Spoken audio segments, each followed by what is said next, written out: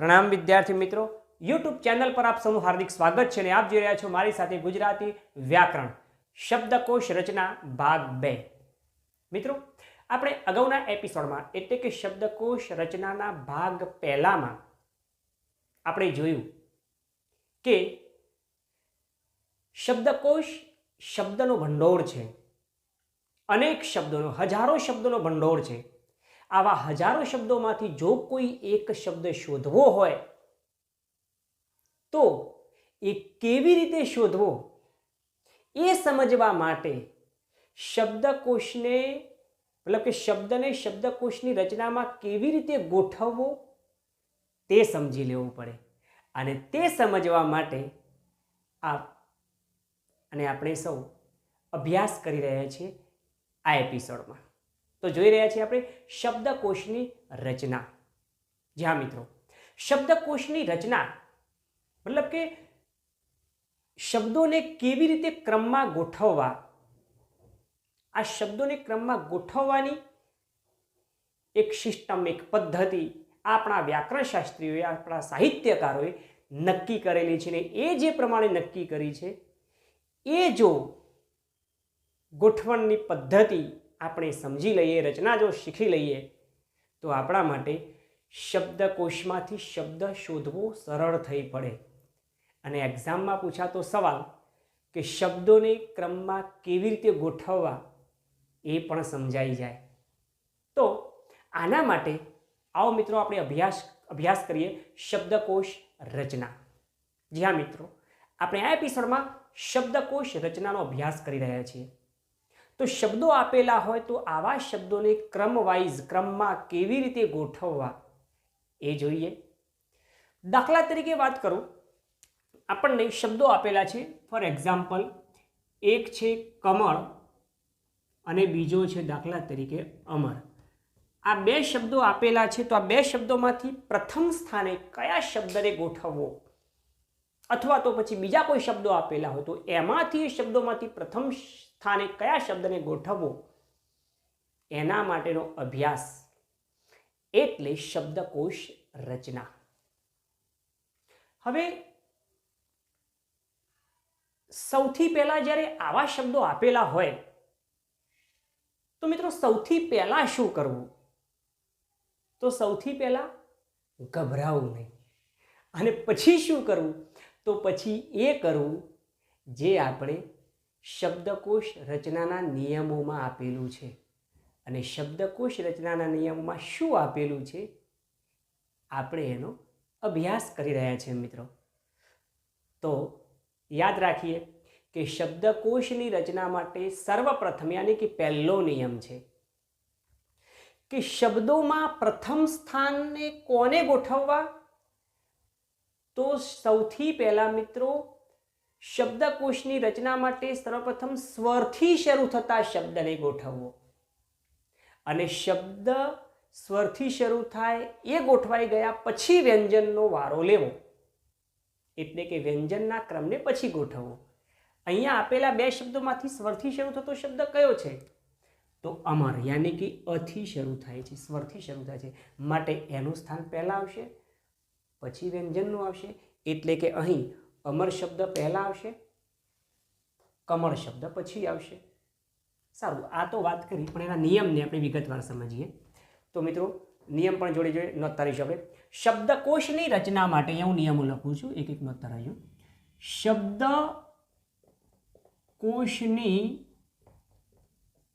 રચના માટે સર્વપ્રથમ સ્વરથી શરૂ થતા શબ્દો અને ત્યાર પછી વ્યંજનથી શરૂ થતા શબ્દો ગોઠવવા। દાખલા તરીકે આપણે વાત કરી અમર, કમળ। અમર પ્રથમ સ્થાને આવ્યો, કમળ પછીના સ્થાને, એટલે કે સ્વર ધરાવતો શબ્દ પ્રથમ આવશે, એના પછી વ્યંજન ધરાવતો શબ્દ આવશે. પ્રથમ એટલે આપેલા શબ્દમાંથી વાત કરું છું. સારું, ઓકે. હવે અહીંયા તો વાત કરીએ આપણે કે અમર અને કમર, પણ ધારો કે અહીંયા હું કેટલાક શબ્દો લખું છું. બહુ ઝીણવટથી મિત્રો એનો અભ્યાસ કરજો, ધ્યાન દોરીને જોઈએ. દાખલા તરીકે એક શબ્દ લખું છું, એ જ લખી દઉં પહેલાં તો અમર. દાખલા તરીકે લખી દઉં આકાશ. દાખલા તરીકે લખી દઉં અંબર. અંબર.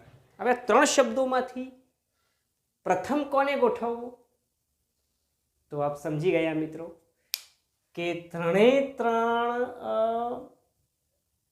સ્વરથી શરૂ થતા છે. હવે સ્વરનો ક્રમ તો આપણને ખબર છે કે પહેલાં આપણે કયો ક્રમ ગોઠવીશું, તો આપણે જે પ્રમાણે જાણીએ છીએ એમ એનો ક્રમ આપણે શું કરીશું? તો પહેલાં સાહેબ આવશે અમર એટલે અ, પછી સ્વરમાં અ પછી કોનો વારો આવે? તો કહેશું આ, એટલે આનો બીજો ક્રમ આવશે, અને અમ તો છેલ્લો આવશે, માટેને 3. આ પ્રમાણે ક્રમ આપીને ગોઠવી દઈશું. પરંતુ મિત્રો જો આપણે આવા પ્રમાણેનો ક્રમ આપ્યો, પરીક્ષામાં આપ્યો, તો પરિણામ સારું નહીં આવે. અને શબ્દકોશમાં આ પ્રમાણે શોધવાનો પ્રયત્ન કર્યો તો શબ્દ હાથમાં નહીં આવે. તો શું કરવું? તો મિત્રો સૌથી પહેલાં ગભરાવું નહીં, અને એ કરવું જેનો આપણે અહીંયા અભ્યાસ કરી રહ્યા છીએ. જી હા મિત્રો, હું તમને જે વાત કરવા જઈ રહ્યો છું એ વાત શું છે? તો અહીંયા આપણે સામાન્ય રીતે જેવું સમજીએ છીએ એવું નથી. કારણ કે આપણે સ્વરનો ક્રમ કેવી રીતે ગોઠવીએ છીએ? આપણે અત્યાર સુધીમાં જે વાત કરી સ્વરનો ક્રમ એ આવી રીતે કરી.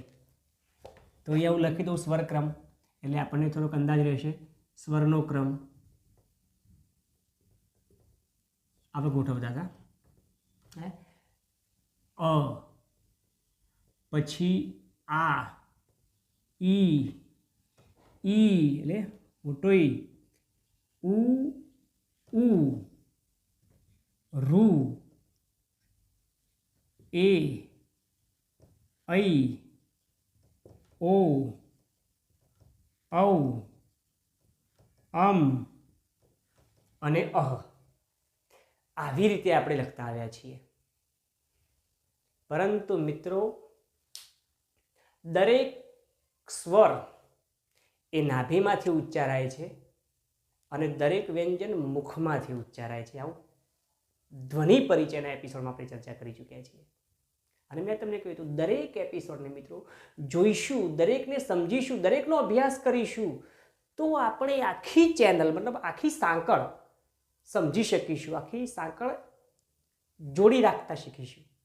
અને જોડતા શીખીશું, એકબીજાને જોડે રાખીશું, મતલબ સાંકળને એકબીજા ટોપિકને સમજી લઈશું, અભ્યાસ કરી લઈશું, તો જ એના પછીનો એના આગળનો પાછળનો મુદ્દો આપણને સારી રીતે સમજાશે. એટલે હું તમને કહું છું કે દરેક વ્યાકરણાવલીના દરેક મુદ્દાનો અભ્યાસ ચોક્કસ કરવાનો છે આપણે. અને અભ્યાસની સાથે સાથે સ્વાધ્યાય પણ કરવાનો છે. કારણ કે જીવનમાં સફળતાના 3 સ્ટેપ છે મિત્રો: શક્તિ, નિપુણતા અને અભ્યાસ. શક્તિ એ કુદરતી હોય, અભ્યાસ નિપુણતા એની પાછળ આપણે પ્રયત્ન કરવો પડે, આપણે થોડા નિપુણ બી હોવા જોઈએ એમાં. અને પછી અભ્યાસ, એનો સતત મહાવરો, પ્રેક્ટિસ, અભ્યાસ કરવો પડે. આ 3 વસ્તુ જ્યારે એકસાથે આવે છે ને મિત્રો, ત્યારે સફળતા આપણા કદમોમાં બેસી જાય છે. તો આપણે ચોક્કસથી આ 3 બાબતોમાંથી આપણા હાથમાં જે છે એ છે અભ્યાસ. એનો ચોક્કસ આપણે મહાવરો, પ્રેક્ટિસ અને અભ્યાસ કરતા રહીએ. એના માટે સ્વાધ્યાય સ્વનું મૂલ્યાંકન છે. એટલે અભ્યાસ કર્યા પછી એનું ચિંતન કરવું એ સ્વાધ્યાય છે. સારું, વાત કરીએ અહીંયા મિત્રો. તો અહીંયા આપણે સ્વરનો ક્રમ જે ગોઠવ્યો, આ સ્વરના ક્રમમાં મેં તમને એવું કહ્યું કે દરેક સ્વર નાભીમાંથી વ્યંજન મુખમાંથી ઉચ્ચારાય છે. પણ એમાં હજુ મેં તમને એ વખતે એપિસોડમાં કહ્યું હતું કે દરેક વ્યંજન પાછો અલગ અલગ જગ્યાએથી ઉચ્ચારાય છે. એનું આગવું નામ છે, આગવું સ્થાન છે, આગવું કામ છે, અને વળી પાછો એ સ્વર સાથે ભળે એટલે આગવી વિશેષતા ઊભી થાય છે. આ બધો જ પરિચય આપણે સંધિના વ્યંજન પરિચય કોષ્ટકમાં જોવાનું છે મિત્રો. સૌથી બધા મુદ્દા અગત્યના છે, પણ સૌથી અગત્યનું ઓપરેશન એમાં છે, એટલે એનો તો આપણે અભ્યાસ કરીશું. પણ હાલ એ વાતને સમજી લઈએ કે આ દરેક સ્વરની ગોઠવણ આપણે આવી તો કરી, પણ આ બધા જ સ્વરોમાં અલગ અલગ પ્રકારના સ્વરો છે, એનું અલગ અલગ સ્વરૂપ છે.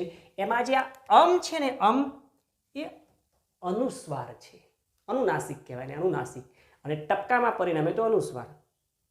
તો અનુનાસિક છે, આ અનુનાસિક છે. અને આ છે વિસર્ગ. આ અનુનાસિક અને વિસર્ગ એ દરેક સ્વર સાથે આવી શકે, દરેક સ્વર સાથે આવી શકે. માટે એને મિત્રો દરેક સ્વર સાથે લાઈનમાં લેવો પડે. તો અહીંયા એનો ક્રમ સાચી રીતે આમ ગોઠવાય. કેવી રીતે ગોઠવાય આવો જોઈએ, અભ્યાસ કરીએ. તો અ પછી ક્રમ આવે અને પછી અહ. એ પ્રમાણે આ પછી આમ અને પછી આહા. એટલે કે અ ને અહ એ સિરીઝ, એ શ્રેણી પૂરી થાય, એ હરોળ પૂરી થાય પછી બીજી ક્રમ ઉઠાવવાનો. બીજીમાં પાછા આ આમ ને આહા, એ પછી ત્રીજાનો વારો આવે, ક્રમ આવે. દાખલા તરીકે ઈ, ઈમ, ઇહી. મોટો ઈ, ઈમ અને મોટો ઇહી. એ પ્રમાણે ઉ, ઉમ, ઉહુ. મોટો ઉ, ઉમ અને ઉહુ. રૂ આપણે વાત કરીએ પ્રમાણે રૂ, રૂમ અને રૂહુ. એ, એમ, એહે. ઐ, ઐમ, ઐહી. ઓ, ઓમ, ઓહો. ઔ, ઔમ, ઔહુ. અને આ બંને અનુસ્વાર એટલે અનુનાસિક અને વિસર્ગ એ બંનેને આખી શ્રેણીમાં સમાવી લીધા, એટલે એમને અલગથી જોવાની જરૂર નથી. તો મિત્રો સમજ્યા ને?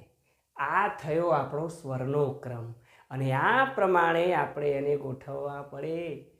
શબ્દકોશની રચનામાં આ પ્રમાણેનો ક્રમ ગોઠવવો પડે મિત્રો, તો આપણું પરિણામ બી સારું આવે અને શબ્દકોશમાંથી શબ્દ પણ શોધ્યો હાથમાં આવે. જોઈએ હવે અમર, આકાશ ને અંબર. હવે તમે કહો કે આમાંથી પ્રથમ શબ્દ કયો આવશે? તો પ્રથમ આવશે અમર. તમે સમજી ગયા એ પ્રમાણે અતિશયોક્તા છે. પછી આ બંનેમાંથી પહેલો કયો લેવો પડશે મિત્રો? કારણ કે અની સાથે અને અહ જ્યાં સુધી આવે ત્યાં સુધી આનો વારો આવી શકે નહીં. માટે કહું છું કે અહીંયા અ પછી એટલે આનો ક્રમ આવશે બીજો, અને પછી બીજી લાઈનમાં આ આવે છે, બીજી લાઈનમાં આ આવે છે. માટે એને આ શબ્દોની શ્રેણીમાં ત્રીજો ક્રમ આપવો પડે. તો અહીંયા લખીશું આપણે ત્રીજો ક્રમ મિત્રો. અમને અહ. સાહેબ આ તો અમે ધાર્યું વિચાર્યું તેના કરતાં સાવ ઉલટું નીકળ્યું.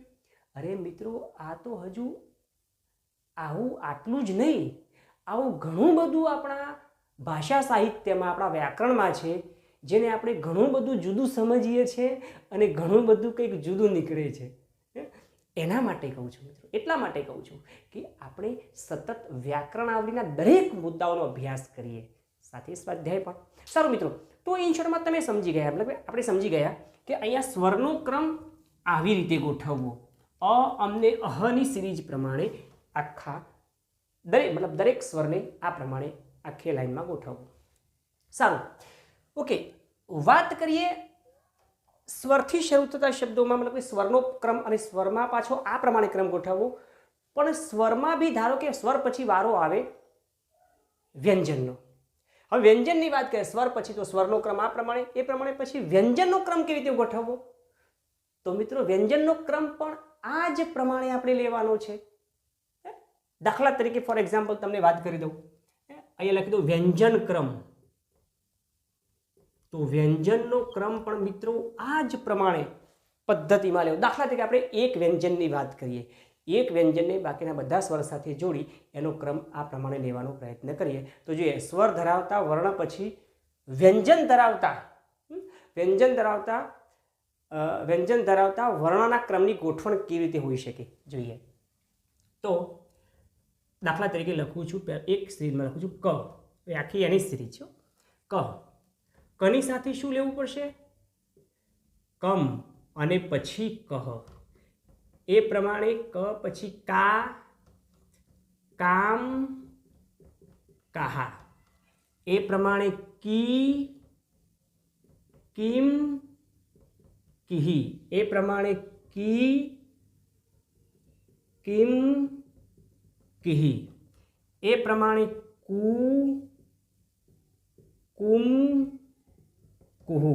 એ પ્રમાણે દીર્ઘ કુ, કુમ અને કુહુ. એ પ્રમાણે ક્રુ, ક્રુમ, ક્રુહુ. પછી કે, કેમ, કેહે. એ પ્રમાણે કે કઈ, કઈમ, કહી. કો, કોમ, કોહો. કૌ, કૌમ અને કહું. તો મિત્રો વ્યંજનનો ક્રમ પણ આ જ પ્રમાણે લેવો, કારણ કે દરેક સ્વર, આપણે વર્ણની વ્યાખ્યા જોઈ હતી કે વ્યંજન વત્તા સ્વર ઇઝ ઇક્વલ ટુ વર્ણ, યાની કે વ્યંજન અને સ્વરની જોડણી એટલે વર્ણ, એટલે કે અક્ષર. એટલે કે મિત્રો વ્યંજન એ શરીર છે, પણ સ્વર એનો આત્મા છે, અને દરેક વ્યક્તિની ઓળખ એના આત્માથી થાય છે. માટે કહેવાય કે આત્માને ઓળખ્યા વિના રે. મીરાબાઈ એમાં કહેવું પડે છે, લખ 84 નહીં તો મટે રેજી. એટલે આપણે આપણા આત્માને ઓળખી લઈએ. એવી રીતે વ્યંજન અને સ્વરમાં, એટલે કે વર્ણમાં સ્વરને ઓળખી લઈએ. સ્વર ઓળખાઈ ગયો તો ઓટોમેટિક વર્ણ ઓળખાઈ ગયો. તો મિત્રો દરેક વર્ણની અંદર સ્વર છુપાયેલો છે. આ સ્વરનો ક્રમ, મતલબ કે આ વર્ણનો ક્રમ એની અંદર છુપાયેલા સ્વર આધારિત હોવો જોઈએ. સ્વરનો ક્રમ કેવી રીતે છે? આવી રીતે. માટે આ કનું એક્ઝામ્પલ, ઉદાહરણ લઈ અને આપણે એને અલગ અલગ પ્રકારના, મતલબ કે સ્વર સાથે એક જ વ્યંજનને જુદા જુદા ક્રમમાં આવતા, સ્વરના ક્રમમાં આવતા સ્વર સાથે જોડવી અને એનો વર્ણનો અભ્યાસ કર્યો. તો આ થયો મિત્રો વર્ણનો અભ્યાસ, યાની કે આવી કની વાત કરી એવા કોઈ પણ પ્રકારના અક્ષર હોઈ શકે. હવે દાખલા તરીકે આપણે બંને કમ્બાઈન્ડમાં કેટલાક એક્ઝામ્પલ ઉદાહરણની વાત કરીએ. દાખલા તરીકે આપણે લખવું હોય, પેલા તો લખી દઈએ, પેલા એક્ઝામ્પલવાળા શબ્દો. દાખલા તરીકે અંબર, અંબર, આકાશ, અમર. આ શબ્દો આપણે જે લખ્યા હતા એ અંબર, અમર, આકાશ. તો આ શબ્દોનો ક્રમ ઓકે. દાખલા તરીકે ઋષિ, દાખલા તરીકે ઔષધ, ઋષિ, દાખલા તરીકે ઔષધ.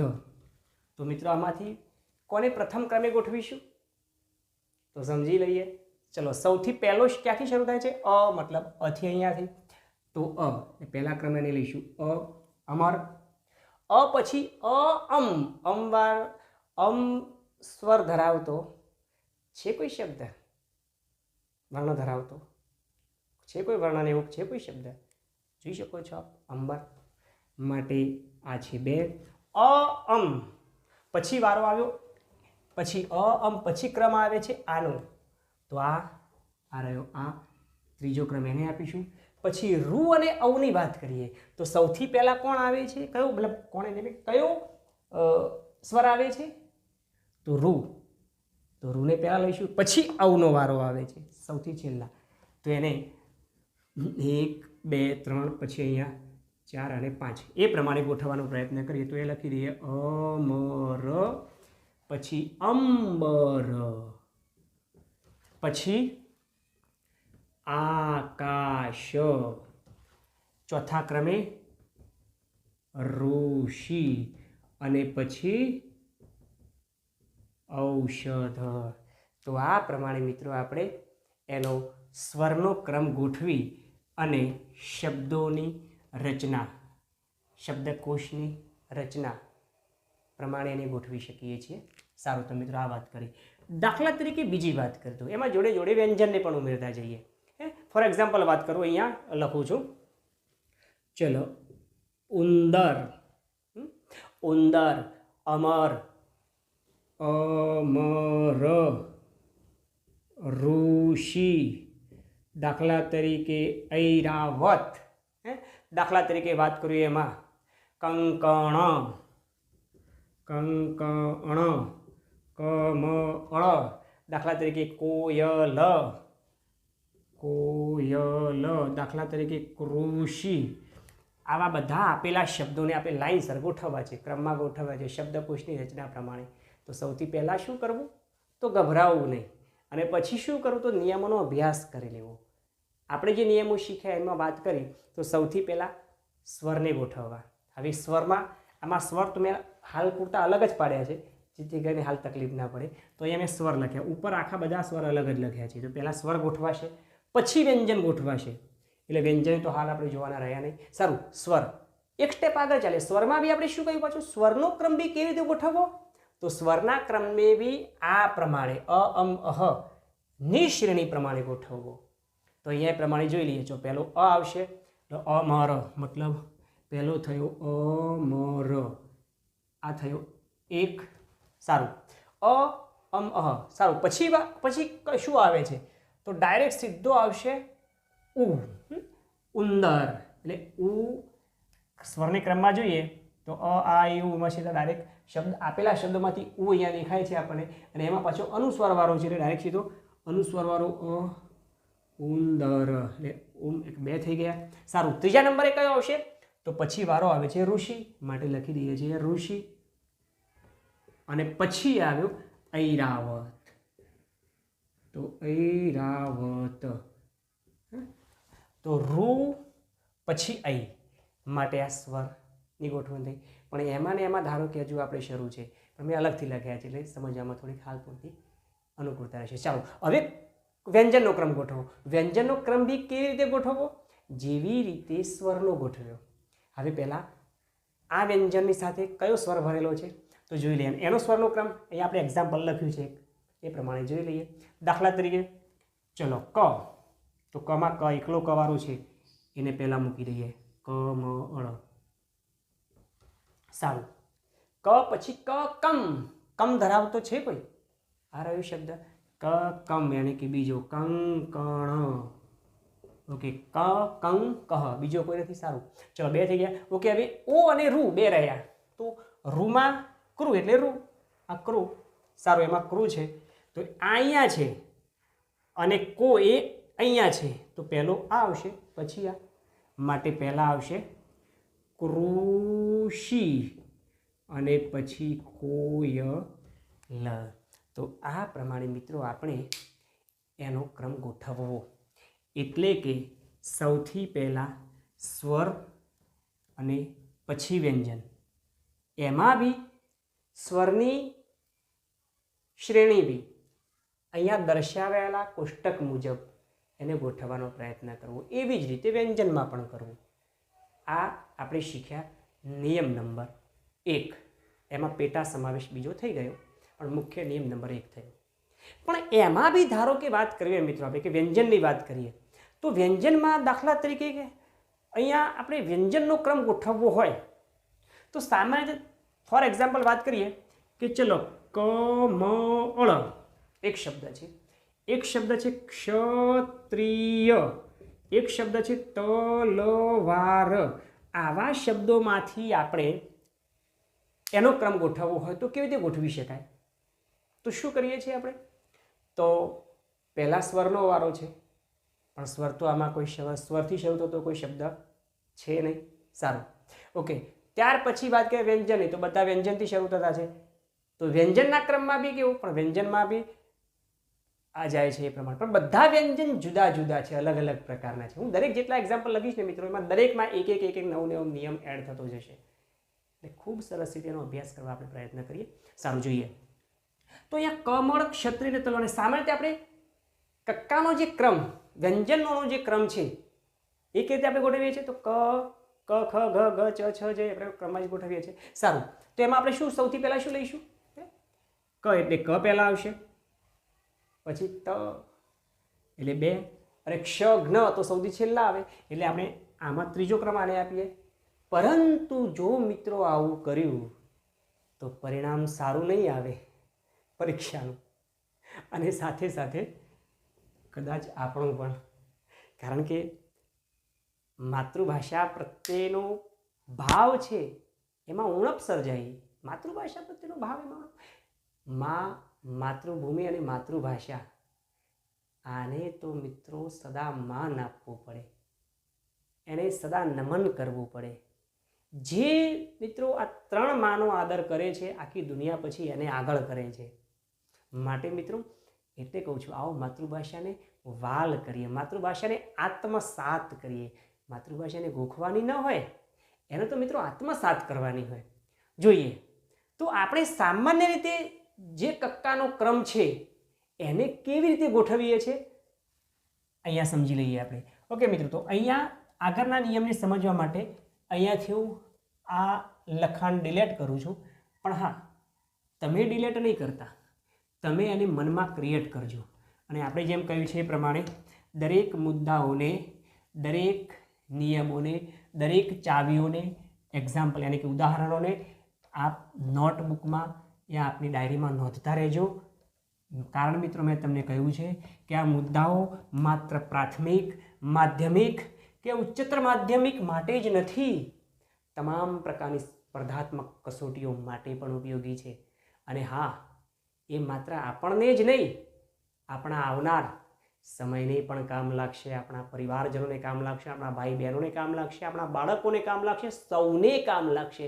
કારણ કે એ આપણી માતૃભાષા છે અને એમાં આપણે એક્ઝામ પાસ કરવી પડશે મિત્રો. માટે આપણે એનો અભ્યાસ કરવો પડશે. તો આવો અભ્યાસ કરીએ. વ્યંજન ક્રમ મતલબ કે કક્કાના ક્રમનો, કક્કાવાળી પ્રમાણે કઈ રીતે આપણે ગોઠવીએ છીએ તો જોઈ લઈએ.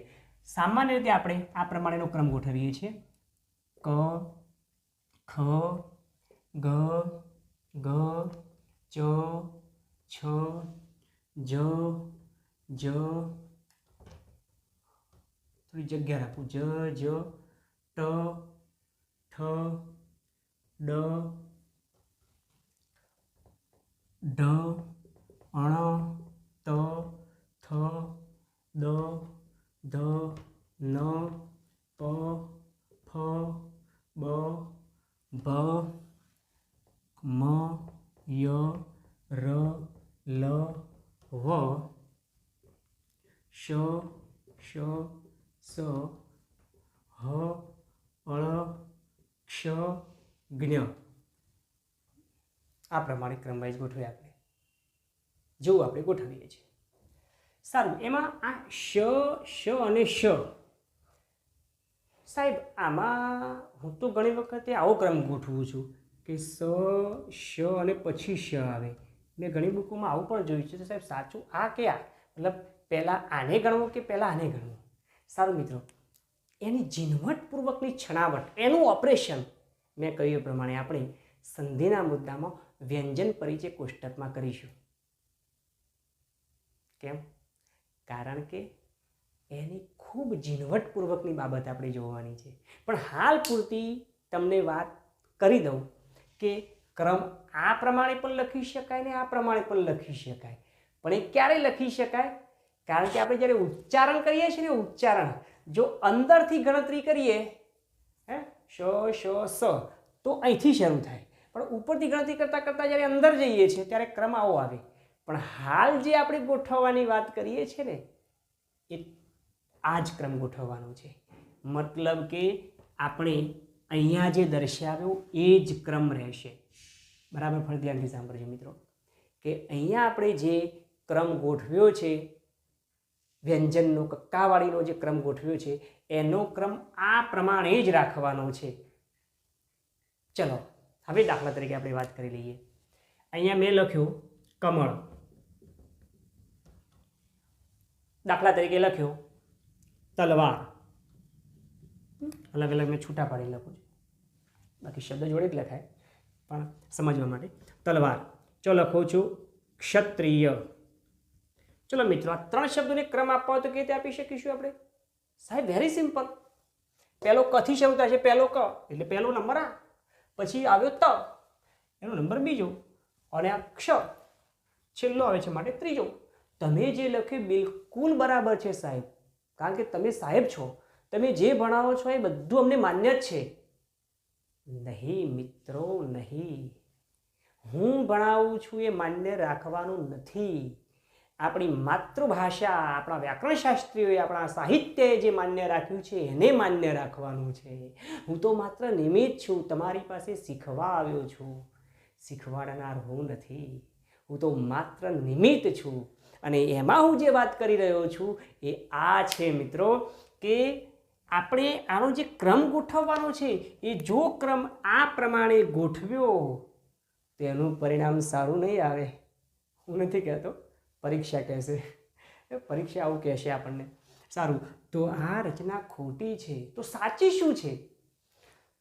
તો મિત્રો, સાચી ગોઠવણને યાદ કરવા માટે મારે તમને વર્ણ પરિચયનો એપિસોડ યાદ કરાવવો પડશે. મેં તમને કહ્યું હતું કે દરેક એપિસોડ સાથે મિત્રો સંકળાયેલા રહેજો.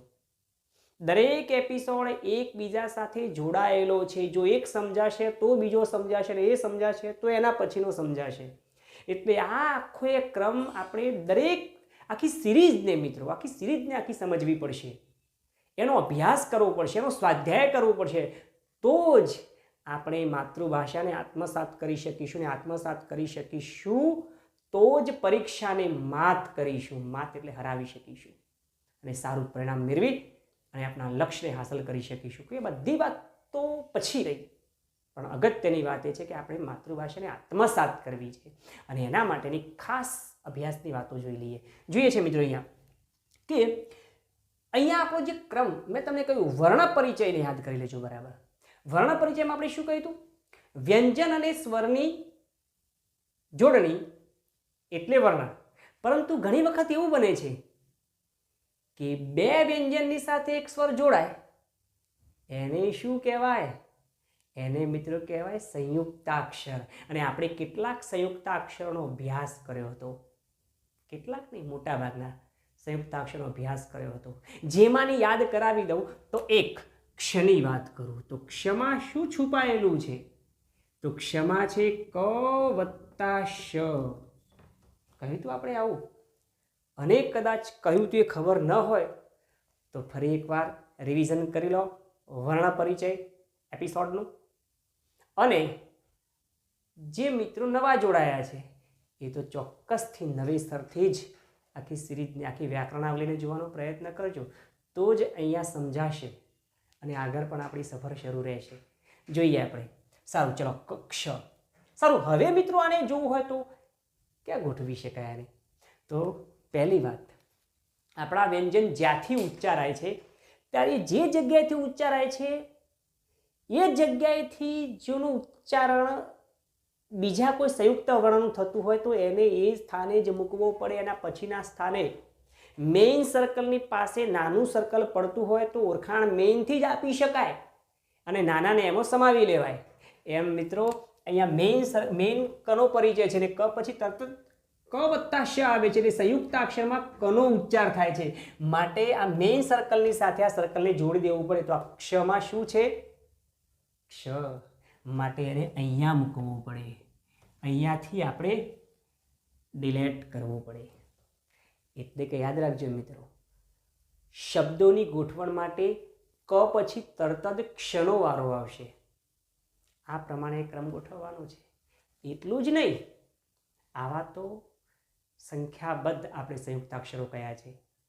એ દરેક સંયુક્તાક્ષરને એનું જેવી રીતે જોડાણ થયું છે, એટલે પહેલો વ્યંજન જે છે એના આધારે એને એ જે ઉચ્ચાર છે એ મુખ્ય વ્યંજન પછી તરત જ એને ગોઠવવું પડે.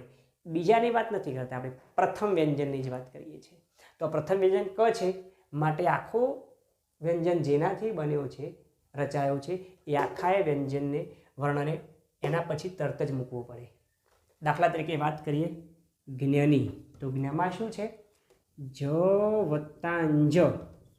માટે આનો ઉચ્ચારમાં શું છે? તરત જ જનો ઉચ્ચાર. તો જ પછી તરત જ આખા વર્ણમાં આવી જશે. તો અહીંયા મુકાશે મિત્રો જ્ઞ, જ. સારું, અહીંયાથી એને ડિલીટ કરવું પડશે. એવો જ એક વાત કરી દઉં, દાખલા તરીકે ત્ર. તો ત્ર છે, ત્રમાં શું છે? તો ત વત્તા ર.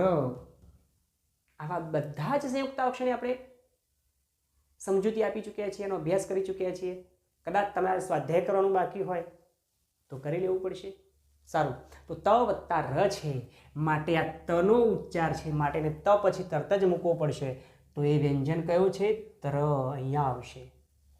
અહીંયા ક્ષ મૂક્યો, અહીંયા જ મૂક્યો, અહીંયા ત્ર મૂક્યો.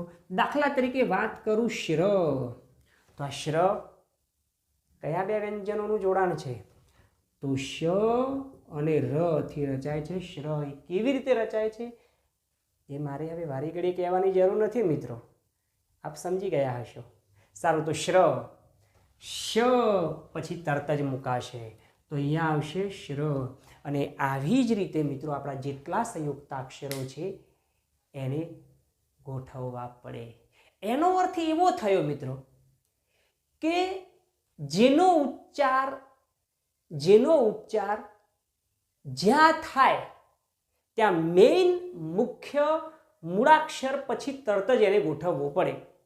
જેમ કે વાત કરી ક્ષ, તો ક્ષમાં કનું સંયુક્તાક્ષર એટલે કનું જોડાણ છે, કનું શ સાથે જોડાણ છે એટલે મુખ્ય વ્યંજન ક એના પછી તરત જ એને ગોઠવવું પડે. એવી જ રીતે બધા સંયુક્તાક્ષરો મિત્રો આપણે ગોઠવવા પડે.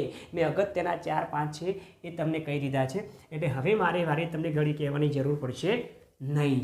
તો મિત્રો આપ સમજી ગયા કે આનો ક્રમ આપણે કેવી રીતે ગોઠવવો. સારું, ચલો, એ તો વાત આપણને ખ્યાલ આવી ગયો, સમજાઈ ગઈ કે આ વાત મતલબ એના ક્રમને આપણે કેવી રીતે ગોઠવવાનો પ્રયત્ન કરવો. પરંતુ દાખલા તરીકે વાત કરીએ, મતલબ ક્રમ હવે સમજી ગયા છો. ઓકે, એક સ્ટેપ આગળ ચાલુ છું. હવે મિત્રો દાખલા તરીકે હું કેટલાક શબ્દો લખું છું અહીંયા હું. ઓકે, હવે આ વાત સમજાઈ ગઈ તો આને હું જરા ડિલીટ કરું એટલે શું આપણે જગ્યાને ઉપયોગમાં લઈ શકીએ. ચલો, અહીંયા હું કેટલાક શબ્દો લખું છું. હવે આ શબ્દોનો આપ અભ્યાસ કરી લેજો અને પછી એને મનમાં વિચારી રાખજો. દાખલા તરીકે કેટલા શબ્દો લખું છું? અમર, અજગર, અજગર, અમર, અરુણ, અરુણ. દાખલા તરીકે કમળ, કમળ, કમળ, કલમ, કસમ. સારું, તો મિત્રો હવે આપણે શું કરવું પડશે? તો હવે પહેલી વાત, ચલો એક કામ કરીએ. અહીંયા મેં કમળ લખ્યું છે તો અહીંયા મેં એવું જ કરતું, ખાલી એક જ ફેરફાર કરી દઉં થોડો. જો કે એ શબ્દ ઓકે છે, કોઈ પ્રોબ્લેમ નથી, પણ મારે થોડીક તમને નવીનતા એમાં થોડીક પીરસવી છે એટલે શબ્દને ચેન્જ કરું છું. અથવા તો નવો ઉમેરો તો પણ ઉમેરી શકાય, પણ આપણે એવું કરીએ, આને જ જરા એમાં સેટ કરી દઈએ. કમર, કમલ. બરાબર, ધારો કે આવો શબ્દ છે. શું નવીનતા છે આપણે જોઈએ આપણે એને. ચલો, અહીંયા મિત્રો આપણી વાત એવી થઈ કે સૌથી પહેલાં સ્વરથી શરૂ થતા શબ્દો ગોઠવવા. વ્યંજનનો પછી વારો આવશે તો વ્યંજનને પહેલાં બાજુમાં મૂકી જ દઈએ, કોઈ સવાલ જ નથી. ઓકે, સ્વરને ગોઠવવા. હવે સ્વરમાં બી પાછું કઈ રીતે ગોઠવવું? તો સ્વરમાં બી અ, અમ, અહ ની શ્રેણી પ્રમાણે. તો અ, અમ ને અહની શ્રેણી પ્રમાણે જોવા જઈએ.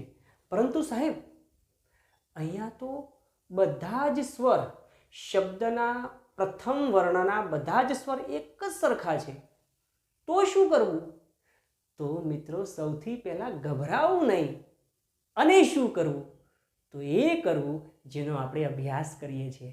તો મિત્રો યાદ રાખજો, બરાબર ધ્યાનથી સાંભળજો ને જોજો કે જ્યારે શબ્દનો પ્રથમ વર્ણ એક સમાન હોય, પ્રથમ વર્ણ એક સમાન આવ્યો તો એમાંથી પહેલો કોને ગોઠવવો?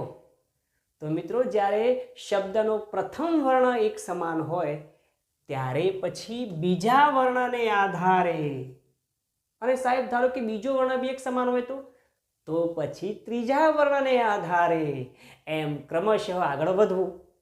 એટલે કે શબ્દનો જ્યારે પ્રથમ વર્ણ એક સમાન હોય ત્યારે બીજા વર્ણને આધારે, અને બીજા વર્ણો જ્યારે એક સમાન હોય ત્યારે ત્રીજા વર્ણને આધારે શબ્દોનો ક્રમ ગોઠવવો. આ નિયમને લખી દઈએ મિત્રો, સમજી લઈએ. સારું, તો એ લખીએ છીએ મિત્રો, શબ્દનો શબ્દનો પ્રથમ વર્ણ સમાન હોય ત્યારે શબ્દનો પ્રથમ વર્ણ સમાન હોય ત્યારે તેના અગાઉના મતલબ કે ત્યારે બીજા વર્ણને આધારે શબ્દનો પ્રથમ વર્ણ સમાન હોય ત્યારે બીજા વર્ણને અને બીજો વર્ણ સમાન હોય ત્યારે ત્રીજા વર્ણને આધારે એમ આગળ શબ્દોનો ક્રમ ગોઠવવો. અહીં લખી દઉં છું એમ આગળ. આ ડેશ નથી મૂક્યો મેં મિત્રો. આ શું છે? વિરામચિહ્ન કયું છે? આપણે વિરામચિહ્નોમાં ચોક્કસ અભ્યાસ કરીશું, પણ હાલ વાત કરી દઉં કે આ શું બતાવે છે. આ જે બધી બાબતો વાત કરી એની સૂચના આપું છું, એનું સૂચન કરું છું.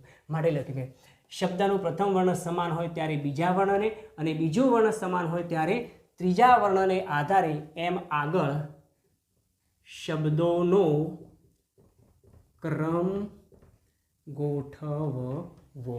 હવે દાખલા તરીકે અહીંયા આપેલા શબ્દોને આપણે ગોઠવવા છે તો શું કરીશું? સૌથી પહેલાં સ્વરનો અભ્યાસ. તો સ્વરની વાત કરીએ. સ્વરમાં કયો છે? પહેલાં તો અ, મ, ર, અજગર ને અરુણ. તો અહીંયા મિત્રો અસમાન છે તો બીજા વર્ણ તરફ આગળ વધીએ તો બીજામાં અહીંયા મ છે, જ છે અને ર છે. તો સૌથી પહેલાં શું આવશે? કાખા ગા. ઓકે.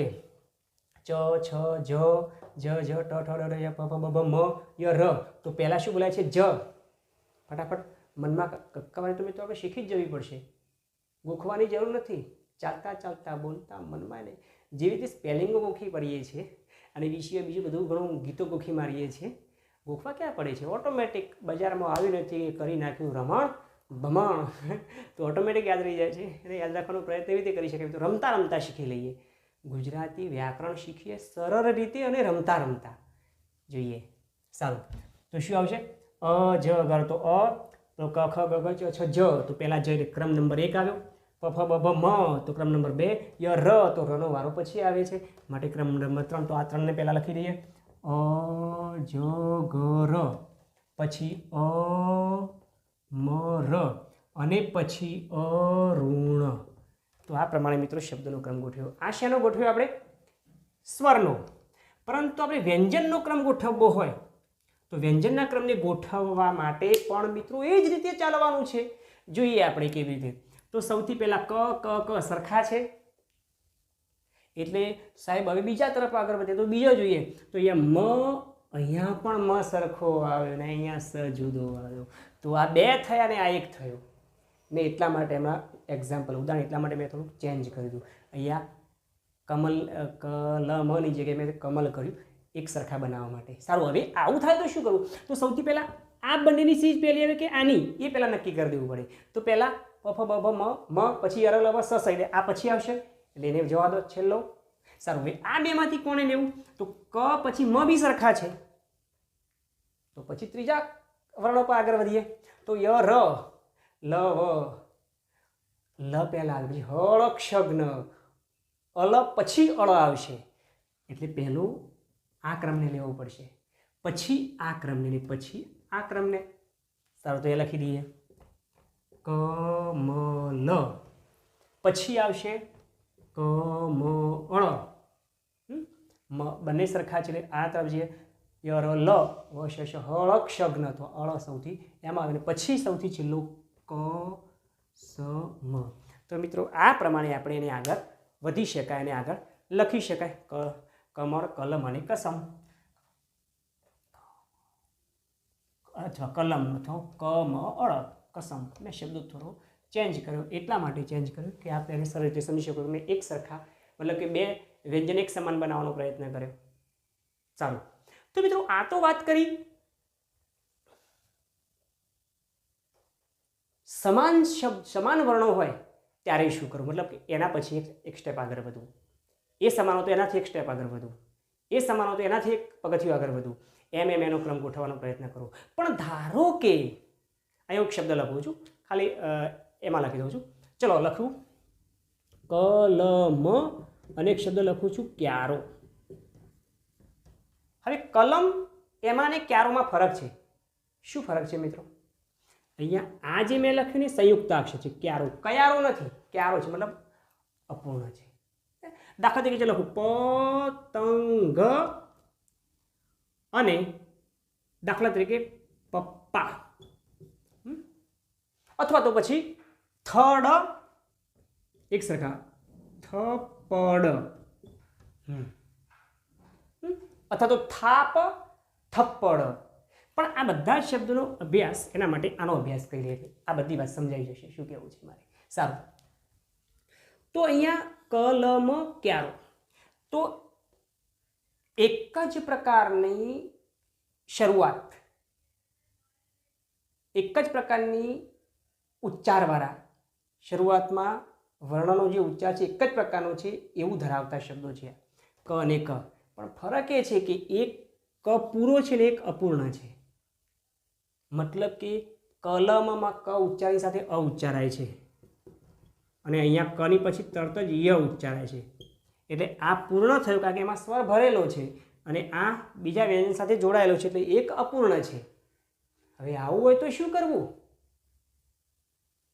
તો મિત્રો સૌથી પહેલા ગભરાવું નહીં, અને જ્યારે સંયુક્તાક્ષર આવે ત્યારે બરાબર યાદ રાખજો મિત્રો, શબ્દકોશની રચના પ્રમાણે શબ્દોને ગોઠવવા માટે જ્યારે એમાં એક જ શ્રેણીના, એક જ શ્રેણી, જેમ કે ક કા ચાલતો આખી કની શ્રેણી, મ ચાલતો તો મની શ્રેણી, પ ચાલતો તો પની શ્રેણી, જે શ્રેણી ચાલે છે અહીંયા, હા ઓકે, થ તો પહેલો સરખો છે પણ બીજો ડ છે, અહીંયા પ મતલબ એ શ્રેણી બદલાઈ. સારું, અહીંયા પતંગ તો પ શ્રેણી સરખી છે પણ બીજામાં એક સંયુક્તાક્ષર છે ને એક પૂરો છે, પણ બે અલગ અલગ દર્શાવે છે. અહીંયા જે વાત કરી છે મારે શું કહેવું છે કે જ્યારે સંયુક્તાક્ષર એક જ વર્ણની ચાલતી શ્રેણીમાં જ્યારે સંયુક્તાક્ષર આવે ત્યારે એ સંયુક્તાક્ષરને એ જ શ્રેણીમાં, એ જ ચાલતી શ્રેણીમાં સૌથી છેલ્લા મૂકવો. આ એનો નિયમ છે સંયુક્તાક્ષર માટે. તો હા, એ ભૂલ ન થાય કે સંયુક્તાક્ષરને સૌથી છેલ્લો મૂકવાનો નથી કહેતો હું, એ જ શ્રેણીની વાત કરું છું. કની શ્રેણીમાં ક અપૂર્ણ વાળો હોય, મતલબ સંયુક્તાક્ષર વાળો, તો એ શ્રેણીમાં છેલ્લો આવે. પછી બીજીમાં તો જેમ આગળ ક્રમ ગોઠવાતો એમ જ ગોઠવાય. તો મિત્રો ફરી એકવાર સમજી લો, સંયુક્તાક્ષર માટે શું નિયમ કહ્યો આપણે? સંયુક્તાક્ષર માટે ચાલતા વર્ણની શ્રેણીમાં સંયુક્તાક્ષર છેલ્લો આવે. આ ઇન શોર્ટમાં કહી શકાય. શબ્દકોશની રચના માટે અહીંયા સમજી લઈએ આખી વાતને અને પછી આગળ વધીએ. ઓકે, ચલો, એ આખી આ જે વાત, આ નિયમ આખો સમજ્યા, એ આખો એ નિયમ પછીનો આ સંયુક્તાક્ષરનો સ્પેશિયલ નિયમ આખો જુદો સમજી લઈએ, એટલે આપણને કોઈ તકલીફ પડે નહીં, કોઈ મુશ્કેલી ન સર્જાય. અહીંયા સમજી લઈએ સંયુક્તાક્ષર. એના માટે શું કરવું? તો સંયુક્તાક્ષર માટે શબ્દકોશની રચનામાં, શબ્દકોશની રચનામાં ચાલતા વર્ણની શ્રેણીમાં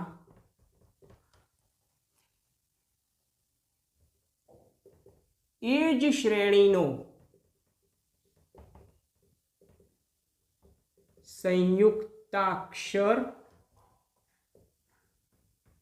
છેલ્લે ગોઠવાય. વાતને બરાબર સમજ્યો. શબ્દકોશની રચનામાં ચાલતા વર્ણની શ્રેણીમાં જે શ્રેણી ચાલી રહી છે એ જ શ્રેણીનો સંયુક્તાક્ષર હોય તો એને છેલ્લે ગોઠવવો. દાખલા તરીકે આપણે જેમ વાત કરીએ એ પ્રમાણે, ઓકે, જોઈએ અહીંયા કેટલાક શબ્દો અભ્યાસ કરી લઈએ. કસમ, કસમ, આ શબ્દ ક્રમ આવી જોજો તમે. કસમ, કલમ, કમળ, ક્યારો. ચલો અહીંયા લખો કસમ, કમર, કલમ, ક્યારો. તો આ સંયુક્તાક્ષર થયો. કેવી રીતે ગોઠવવું? તો સૌથી પહેલા કયો આવશે? ઓકે, તો આ તો આવશે જ નહીં. આ તો મેં તમે ડાયરેક્ટ એક્ઝામ્પલમાં લખવાનો પ્રયત્ન કર્યો, પણ સવાલના રૂપમાં પૂછીને બદલો હોય તો કેવી રીતે કરી શકાય જોઈ લઈએ આપણે. ચલો, આમાં સૌથી પહેલાં કયો આવશે? તો બધા સરખા છે, ક ક ક અને કઈમાં આ સંયુક્તાક્ષર છે. ઓકે મિત્રો, આ પહેલી બાજુ લે કે એ કની શ્રેણીમાં સંયુક્તાક્ષર આવે એટલે સૌથી છેલ્લા એને મૂકી દો. એટલે આ આપણે જોવાનું રહ્યો નહીં. ઓલરેડી અહીંયા છેલ્લો જ છે, પણ ધારો કે વચ્ચે બી હોય તો એ શ્રેણીમાં છેલ્લો મૂકી દેવો. ચલો પછી જોઈએ. કસમ, કમળ, કલમ શું થશે જોઈએ. ચલો ક ક ક સરખા થયા. ઓકે, પછી અભ્યાસ કરી લઈએ. ક ખ ગ ઘ પ ફ બ ભ મ, તો મ આવ્યો. ય ર લ બે, બીજો આવ્યો. સ ત્રીજો આવ્યો અને સંયુક્તાક્ષર છેલ્લો આવ્યો. તો એ પ્રમાણે ગોઠવી દઈએ. ક મ અળ, ક લ મ, ક સ મ અને ક્યારો. તો મિત્રો આ પ્રમાણે આપણે એને સૌથી છેલ્લો ગણીએ છીએ. પરંતુ અહીંયા હું બે પ્રકારના શબ્દો લખું છું. એક, બરાબર ધ્યાનથી સાંભળજો મિત્રો, જોજો, પલક, અને એક લખું છું પ્રવીણ. આ બંનેમાં મારે પહેલો કોને ગોઠવવો? વિચાર કરતા હશો, પરંતુ વિચારની સાથે સાથે ચિંતન બી જરૂરી છે. જોઈએ આમાં શું કરવું. તો મિત્રો સૌથી પહેલાં આપણે શું કરવાનું છે અહીંયા? તો પલક, અને છૂટા પડે તો આપણે લખે પ વત્તા અ, એટલે પહેલો જ આપણે બીજાનો તો હાલ છોડો ને, કારણ કે બે જ આપેલા છે એટલે બેમાંથી પસંદગી કરવાની છે કે કોની પહેલાં પસંદગી કરવી. તો આપણે એના ધ્વનિઓ છૂટા પાડી જોઈએ. પ વત્તા અ. સારું, અહીંયા પ્રની ધ્વનિ કઈ રીતે છૂટી પડશે? મેં તમને કહ્યું હતું મિત્રો કે વર્ણ પરિચય એપિસોડમાં આપણે બે પ્રકારના રનું ઉચ્ચારણ કરી બતાવ્યું હતું. બે પ્રકારના ર આવે તો શું કરવું? તો મિત્રો કહ્યું હતું કે જો વ્યંજન પછી ર આવે તો આપણે શું કરતા હતા? આ પ્રમાણે નિશાની મૂકતા હતા. જેમ કે પ્રવીણભાઈ. અને પહેલા ર પછી વ્યંજન આવે તો શું કરતા હતા? આ પ્રમાણે નિશાની કરતા હતા. દાખલા તરીકે સ્વર્ગ, તો ર ગ. તો મિત્રો બરાબર ધ્યાનથી જોજો. અહીંયા પ પછી શાનું ઉચ્ચાર થાય છે? સીધું પ્ર. તો પ ર ને પછી અ, એટલે કે અહીંયા પ પછી તરત જ અ ઉચ્ચારાય છે અને અહીંયા પ પછી તરત જ ર ઉચ્ચારાય છે. એટલે બે તો સરખા છે, બે તો સમાન છે.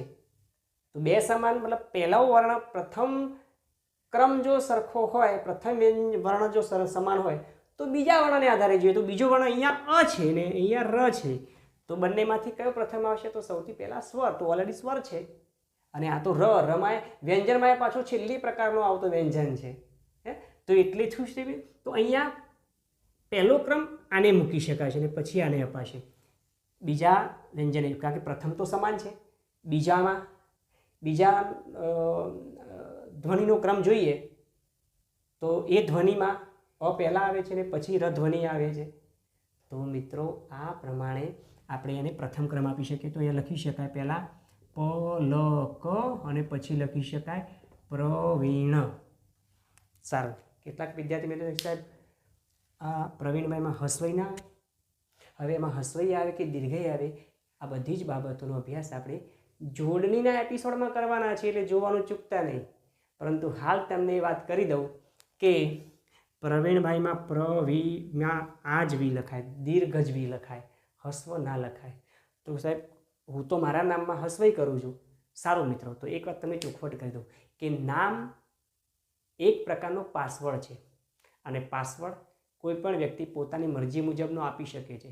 મારે સાહેબ આવી રીતે લખવું છે તો કઈ વાંધો નહીં, તો લખી શકાશે, પણ અર્થની દ્રષ્ટિએ પછી ખોટો પડે.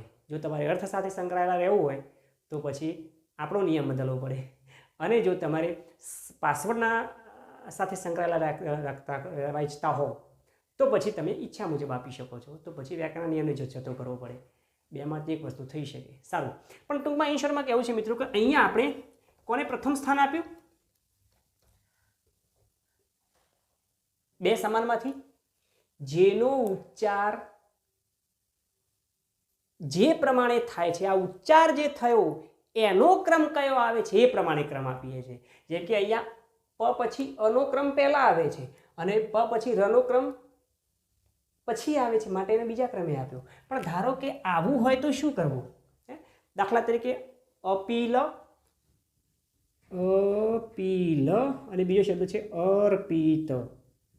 તો આમાં શું કરવું? સૌથી પહેલાં ગભરાવું નહીં અને શું કરવું? તો એ કરવું જે નિયમ કહે છે. શું કહે છે? તો અપીલ, આને આપણે ધ્વનિ છૂટા પાડવા હોય તો અ વત્તા પ વત્તા હસ્વઈ, આટલા સુધી જઈએ આપણે. અપી પછી લ તો છે પાછળ, ચલો લખી જ દઈએ. ઓકે, અહીંયા ધ્વનિ કઈ રીતે છૂટા પડશે? જો અહીંયા બંને સરખા દેખાય છે, તો આ બેમાંથી પહેલો ક્રમ કોને આપો? તો સાહેબ પહેલા તો સરખા છે, પહેલા સ્વર તો સરખા છે. સારું, બીજામાં જઈએ તો પી, એ પણ સરખા છે.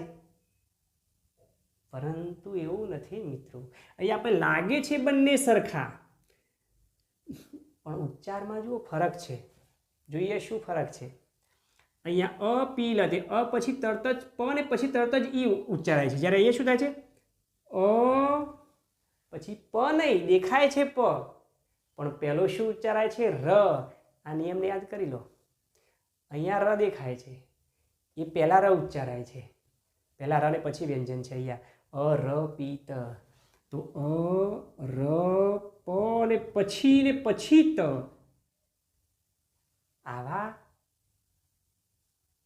ગોઠવણમાં આવે છે, ધ્વનિ ઉચ્ચારણમાં આવે છે. હવે જોઈએ તો અહીંયા અસમાન છે, તો બીજા તરફ જઈએ તો બીજામાં પ ને ર આવે છે. તો પ ને રમાં પહેલું શું આવશે? પ ફ બ ભ મ ય ર. તો પહેલું પ એટલે આ પ આવ્યું, પછી ર આવ્યો, માટે આ બીજા ક્રમે ગયું, આ પહેલા ક્રમે આવ્યું. એનો મતલબ એવો થયો મિત્રો કે કોઈ પણ પ્રકારના સંયુક્તાક્ષરમાં જેનો ઉચ્ચાર પ્રથમ આવે એના આધારે એનો ક્રમ બીજા શબ્દોની સરખામણીમાં ગોઠવવો. વાત સમજી ગયા હશો ઉદાહરણ પરથી. તો અહીંયા શું આવશે? અપીલ અને પછી વારો આવશે અર્પિત. તો મિત્રો સંયુક્તાક્ષર આવે ત્યારે આ બાબતનું આપણે ખાસ ધ્યાન દોરવાનું છે કે સંયુક્તાક્ષરમાં જેમાં જે ધ્વનિનો ઉચ્ચાર પ્રથમ થાય છે એ પ્રથમ ધ્વનિના આધારે બીજા શબ્દોની સરખામણીમાં એના ઉચ્ચારમાં એનો ક્રમ જ્યાં ગોઠવાય ત્યાં એને ગોઠવવો.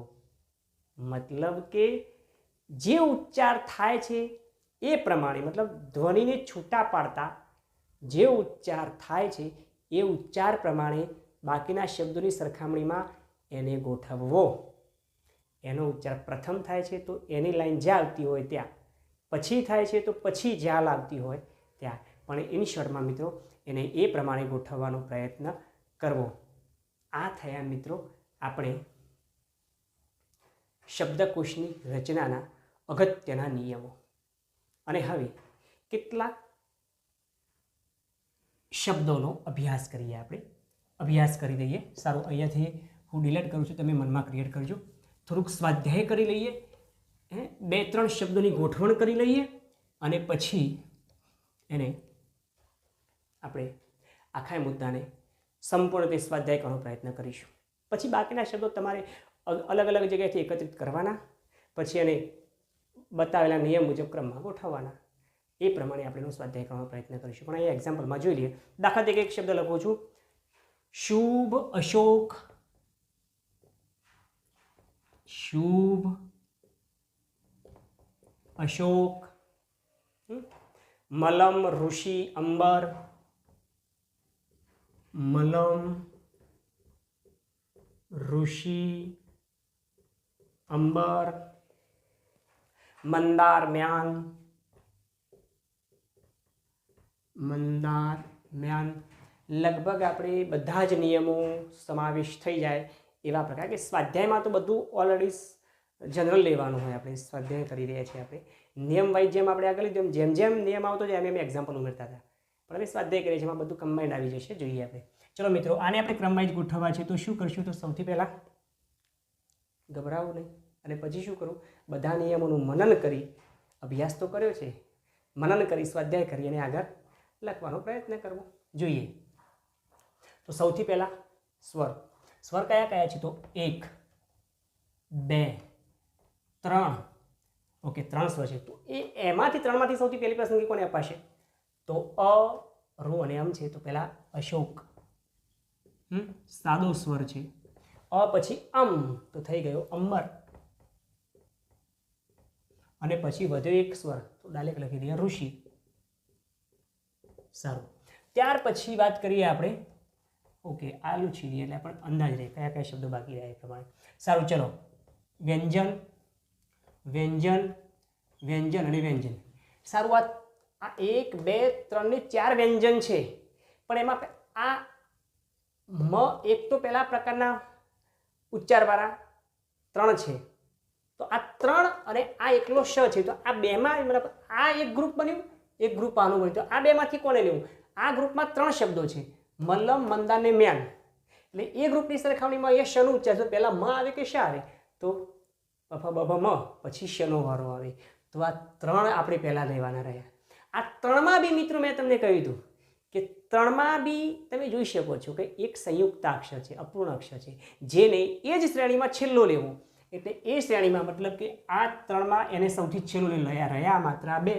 હવે 2માં એક સાદો છે ને એક અનુસ્વારવાળો છે. તો સાદો પહેલા આવશે, મ લ મ, પછી આવ્યું મંદાર, અને એ સ્ત્રીજમાં એ જ શ્રેણીમાં સંયુક્તાક્ષર છેલ્લો, એટલે મમાં છેલ્લો આવી ગયો મ્યાન. રહ્યો શુભ, લખી દઈએ શુભ. તો આ પ્રમાણે મિત્રો આપણે એનો અભ્યાસ કરી શકીએ છીએ, સ્વાધ્યાય કરી શકીએ છીએ. દાખલા તરીકે એક શબ્દ લખું છું અહીંયા હું, ઓકે, કેટલાક શબ્દો આપણે અભ્યાસ ખાસ કરીએ. મુશ્કેલી, ખંત, ઉદ્યમ. મુશ્કેલી, ખંત, ઉદ્યમ. દાખલા તરીકે વ્યાજ, સરસ, શ્રવણ. વ્યાજ, સરસ, શ્રવણ. કયો શબ્દ મિત્રો સૌથી પહેલા આવશે? તો આપણે જોઈએ છીએ એમ સૌથી પહેલા સ્વરને લઈ લઈએ. ચલો, એક આ સ્વર છે, બસ વાત પતી ગઈ. તો સૌથી પહેલા ઉદ્યમ. ચલો, એના પછી વાત કરીએ વ્યંજનની. તો વ્યંજનમાં અહીંયા મ છે, ખ છે, વ છે. ઓકે, સંયુક્તાક્ષર છે, પણ એ શ્રેણીનો બીજો કોઈ છે નહીં, એટલે એનું શું ક્યાં જેમ ક્રમ આવતો એમ ગોઠવતા રહીએ. સારું, ચલો જોઈએ અહીંયા ક ખ. તો ખ આવે છે શ્રેણીમાં, વ્યંજન શ્રેણીમાં સૌથી પહેલો. અહીંયા જોઈએ તો ખ આવે છે. તો ઉદ્યમ પછી ખંત. ઓકે, ક ખ ગ ક પ ફ બ ભ મ. તો મ આવ્યો, મુશ્કેલી. પ ફ બ ભ મ. ય ર લ વ. ભલે સંયુક્તાક્ષર છે, અપૂર્ણ છે, પણ એની બીજી કોઈ શ્રી વ વાળા બીજા કોઈ શબ્દો નથી. એ શબ્દો હોત તો એમાં છેલ્લો આવત, પણ નથી. માટે એનો જ્યાં ક્રમ આવે છે ત્યાં ગોઠવાય છે. પ ફ બ ભ મ ય ર લ વ. તો વ પછી વ્યાજ, વ્યાજ. ય ર લ વ શ સ શ. ઓકે, તો એમાં આપણે વાત કરીએ એમ આ શ સૌથી પહેલા, કારણ કે આ શ પછી એનો નંબર આવે, અને પછી શ અને પછી આ સ આવે છે. માટે શ્રવણ, અને પછી છેલ્લો આવશે સર સ. ચલો, ત્યાર પછી લખીએ મિત્રો અહીંયા કેટલાક શબ્દો, સ્વાધ્યાય કરવાનો પ્રયત્ન કરજો. દાખલા તરીકે લખું છું હવિષા, હસિતા, હાસ્ય. હવિષા શબ્દ નામ છે, સરસ મજા. હવિષા, હસિતા, હાસ્ય. દાખલા તરીકે હીર, હીર, હરિતા. બધા જ શબ્દોમાં પ્રથમ વર્ણ એક સમાન છે.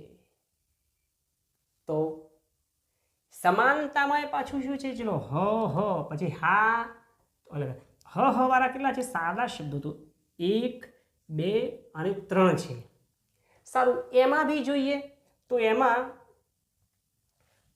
1 2 અને 3 આ સરખા છે. તો બીજા વર્ણના આધારે ક્રમ આપવાનો પ્રયત્ન કરીએ તો બીજો વર્ણ છે અહીંયા વ છે, અહીંયા સ છે, અહીંયા ર છે.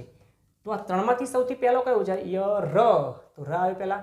ય ર લ વ પછી સ, તો પહેલા હરિતા, ય ર લ વ હવિષા, પછી હ સીતા, સ સ સ હ સીતા. ઓકે, હવે શું રહ્યું? તો હી અને હા. તો હા અને હી માં પહેલું શું આવશે? તો હા, હાસ્ય અને પછી હીર. તો આ વાત કરીએ આપણે શબ્દોનો આ ક્રમ ગોઠવવાની, એટલે કે હીર. ઓકે, કેટલાક શબ્દો અહીંયા આવી રહેશે. ઓકે, આવી રહેશે તો લખી દઈએ. એક એક્ઝામ્પલ લખીએ મિત્રો અહીંયા. દાખલા તરીકે ચોથું એક ઉદાહરણ જોઈએ. મરામત, અનામત.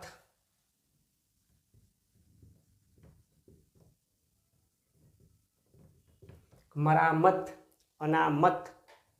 મોક્ષ, મોક્ષ મીરા, મહેમાન મદદ. મોક્ષ મીરા, મહેમાન મદદ. ચલો શું લઈશું મિત્રો આમાં આપણે પહેલા? તો સૌથી પહેલા સ્વર લઈ લઈએ. સ્વરમાં કયો છે? ઓનલી ફોર એક દેખાય છે, અનામત. અનામત, ચલો એને લઈ લીધો. ચલો પછી મરામત, એટલે મ મ મ મ બધામાં છે. સારું, એમાં કોઈ સંયુક્ત અક્ષર તો છે નહીં, હોત તો એને સૌથી છેલ્લા મૂકી દે. સારું, પહેલો સરખા છે. ઓકે, પણ અહીંયા સરખામાં બી શું છે? અહીંયા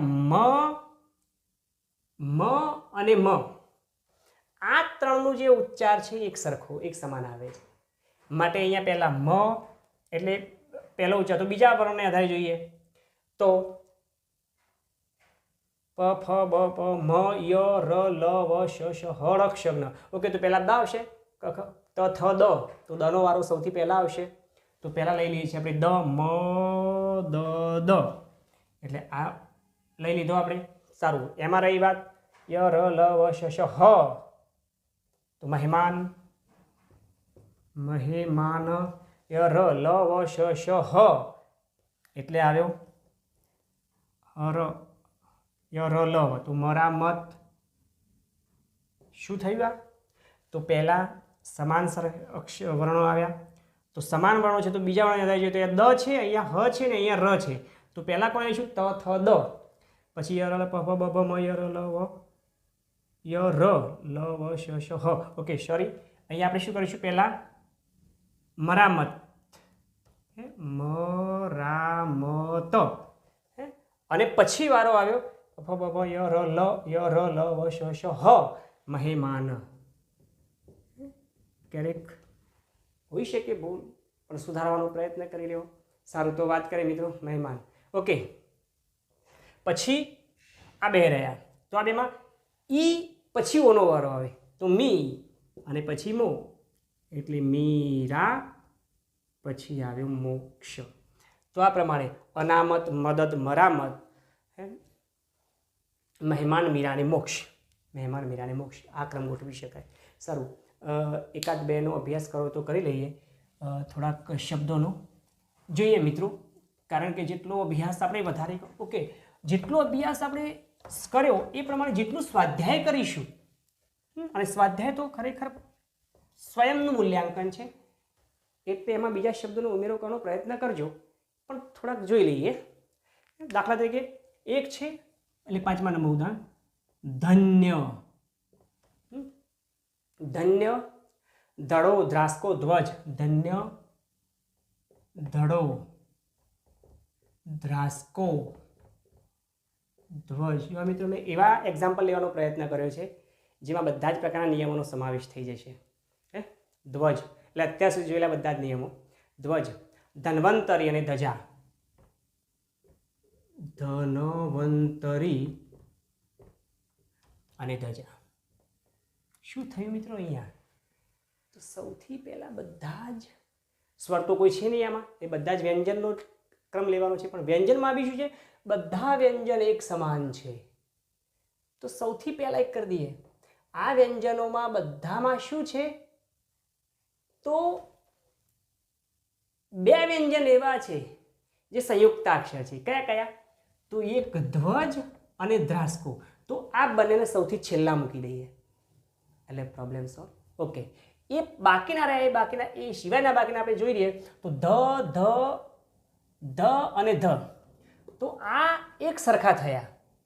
હવે એક સરખા થયા તો બીજા વ્યંજનના આધારે ક્રમ આપીએ એને. તો બીજો અહીંયા ન છે, ન અડધો છે, સંયુક્તાક્ષર છે, તો એ ન સિવાય બીજો કોઈ ન હોય તો એ લાઈનમાં છેલ્લો આવશે. તો અહીંયા ધ, ઓકે, ક ખ ગ પ ફ બ ભ ય ર લ ડ ત થ દ ધ ટ ઠ ડ, ટ ઠ ડ ધ ન ત ફ, એટલે એમાં ડ પહેલા આવે છે અને પછી ન આવે છે, એટલે અહીંયા ન, એટલે ન વાળા બે છે, એટલે એ નની સીધનો એક મૂક્યો, અહીંયા ડનો મૂક્યો અને રહ્યો એક ધજાના ધનો. તો આ જે ક્યાં આવે છે એ જોઈ લઈએ. તો મિત્રો અહીંયા ટ ઠ ડ ઢ અણ ત થ દ ધ ન પ ફ બ ભ, એટલે કે જ પહેલો આવે છે, ક ખ ગ ઘ ચ છ જ, તો આ તો ધજાને સૌથી પહેલા લઈએ આપણે. ધજા મતલબ કે સમાન વ્યંજનો ધરાવતા વર્ણ પછીનો જે ક્રમ છે એમાં જ પહેલો આવે છે, એટલે આપણે લીધો પહેલા જ. પછી વાત કરીએ તો આવો વારો આવે છે ડનો. તો ડ ધરાવતો શબ્દ કયો છે? તો ધડો. સારું. પછી વારો કોનો છે? ન. હવે નમાં બે છે, પણ નમાં જે બે છે એમાં શું છે? તો એક અપૂર્ણ છે, એક પૂર્ણ છે. એક સંયુક્તાક્ષર થયો, એક પૂર્ણાક્ષર થયો. તો જે સંયુક્તાક્ષર છે ક્યાં આવશે? સૌથી છેલ્લો. એનો મતલબ એ થયો કે આ છેલ્લો હશે તો એની જગ્યાએ આ પહેલો આવશે. તો ધન્વંતરી અને પછી આવશે ધન્ય. ધન્ય. સારું. આ જે વાત કરી એમાં આપણે કેટલા સમાવેશ કરી દીધા શબ્દોને? ધજા આવી ગયો, દડો આવી ગયો, ધન્વંતરી આવી ગયો, ધન્ય આવી ગયો. તો રહ્યા ધ્વજ અને ધ્રાસકો, આ બે સંયુક્તાક્ષર બાકી રહ્યા. તો એને ધ્વનિ છૂટા પાડી જોઈએ આપણે. તો ધ વત્તા ર, ધ્ર, અહીંયા ધ વત્તા ર થયો, અને ધ્વ, ધ વત્તા વ. હવે વિચારો બંનેમાંથી પહેલા શું આવશે? પ ફ બ ભ મ ય ર લ વ, ય ર ને પછી વ, તો ર ધરાવતો ધ્રાસકો અને પછી ધ્વજ. તો મિત્રો આ પ્રમાણે આપણે એનો ક્રમ ગોઠવી શકીએ. ધજા, દડો, ધન્વંતરી, ધન્ય, ધ્રાસકો અને ધ્વજ. ત્યાર પછી એક એક્ઝામ્પલ જોઈએ, છઠ્ઠું, પંખો. પંખો. પસાર, પીઠી, પ્રતાપ. પસાર, પીઠી, પ્રતાપ. પીઠી, પ્રતાપ. પૌરુષ અને પંપ. પૌરુષ અને એક છે પંપ. સારું. આને આપણે ક્રમમાં ગોઠવો તો બધામાં શું છે આપણે? સૌથી પહેલા સ્વર. સ્વર તો આમાં કોઈ છે નહીં. વ્યંજન બધા એક સમાન જેવા છે, પણ એક સમાન વ્યંજનમાં ક્રમ વાઇઝ જોઈએ તો પહેલા સાદા વ્યંજનને પહેલા લઈ લઈએ આપણે. ઓકે, સાદા પહેલા સંયુક્તાક્ષર લઈ લઈએ, સૌથી છેલ્લા લાઈનમાં મૂકી દેતા ભાવે. તો અહીંયા સંયુક્ત નથી, અહીંયા સંયુક્ત નથી, અહીંયા સંયુક્ત. ઓકે, આ સંયુક્ત છે એટલે સૌથી છેલ્લો ગયો, સંયુક્તાક્ષર થયો, સૌથી છેલ્લો ગયો. સારું. ત્યાર પછી જોઈએ તો સાદો શબ્દ છે પ, તો એને પહેલા લખી દઈએ પ સાર. પછી પ પમ, તો પમ, પંપ. પસાર, પંપ. બરાબર? પ પમ. ઓકે, પછી જોઈએ, હા, ઓકે, પંપ અને પંખો આ બંનેમાં પાછું આપણે જોઈએ બે અનુસ્વાર ધરાવતા બે વ્યંજનો છે. તો એમાંથી બે એક સરખા છે, તો પછી વારો કોનો આવશે? તો બીજો અક્ષર અહીંયા ખ છે, અહીંયા પ છે, તો ક ખ, ખ પહેલા આવશે, માટે અહીંયા થશે પંખો અને પછી પંપ. પંખો, પંપ અને પ્રસાર. પ્રસાર ત્રણ થઈ ગયા. સારું. હવે મિત્રો પીઠી અને પૌરુષ એ બેમાં પહેલા શું આવશે? તો પી થી અને પછી પ, પછી પૌ. ક્રમ વાઇઝ જોઈએ તો યાદ કરજો કોષ્ટકને, ભૂલતા નહીં. પૌરુષ, પૌરુષ અને છેલ્લા વધ્યો સંયુક્તાક્ષર પ્રતાપ. તો પસાર, પંખો, પંપ. પસાર, પંખો, પંપ, પીઠી, પૌરુષ અને પ્રતાપ. ચલો એક એક્ઝામ્પલ ઓર જોઈ લઈએ. દાખલા તરીકે બૃહદ, બહાર, બોકડું. બૃહદ બહાર બોકડો બંદર બ્લોક બંદર અને બ્લોક. સારું ચલો આમાં આપણે કોને સૌથી પહેલા ક્રમ આપવો તો સ્વર તો છે નહીં. સારું વ્યંજનથી શરૂ થાય છે. વ્યંજન બી બધું એક જ પ્રકારનો વ્યંજન છે. બ વ્યંજન છે. આ બે વ્યંજનમાં સૌથી પહેલા શું જોઈ લઈએ મિત્રો સંયુક્તાક્ષરે સૌથી છેલ્લા જવા દઈએ. ચલો આ સંયુક્તાક્ષર નથી આ નથી આ નથી આ નથી આ સંયુક્તાક્ષર તો સૌથી છેલ્લા એને મૂકી દઈએ. સારું એ પછીના ક્રમ ગોઠવીએ તો જોઈએ પહેલા બ સાદો વ્યંજન એટલે બહાર, ત્યાર પછી બ થઈ ગયો, પછી બન બ બમ તો બંદર બ બન, પછી રૂ બૃહદ કારણ કે રૂ ક્રમ વાઇઝ યાદ કરો કોષ્ટકને આપણે જે શરૂઆતમાં સમજ્યા આ જ એપિસોડમાં શરૂઆતમાં તો રૂ બૃહદ. ઓકે તો બૃહદ થઈ ગયું. પછી બો બોકડો અને પછી છેલ્લા રહ્યો બ્લોક. તો બહાર બંદર બૃહદ બોકડો અને બ્લોક. તો આવી રીતે મિત્રો આપણે શબ્દકોશની રચનાને એના ક્રમમાં ગોઠવી શકીએ. એના માટે શું કરવું પડે તો શબ્દકોશની રચનાના નિયમોનો અભ્યાસ કરવો પડે જે આપણે અત્યારે જોયું.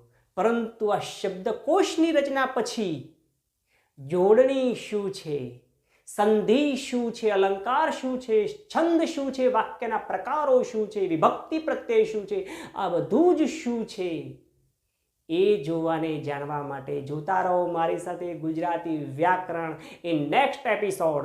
મળીએ મિત્રો આવતા અંકે. ત્યાં સુધી બધા જ મિત્રોને ફરી એકવાર પ્રણામ. અરે હા મિત્રો હજુ સુધી જો આપણે વ્યાકરણના દરેક મુદ્દાઓનો અભ્યાસ હજુ સુધી કદાચ કર્યો નથી અને કદાચ કરી રહ્યા છીએ તો આ દરેક મુદ્દાઓનો વ્યવસ્થિત રીતે અભ્યાસ કરવા માટે જોડાઈ રહો આ ચેનલ સાથે.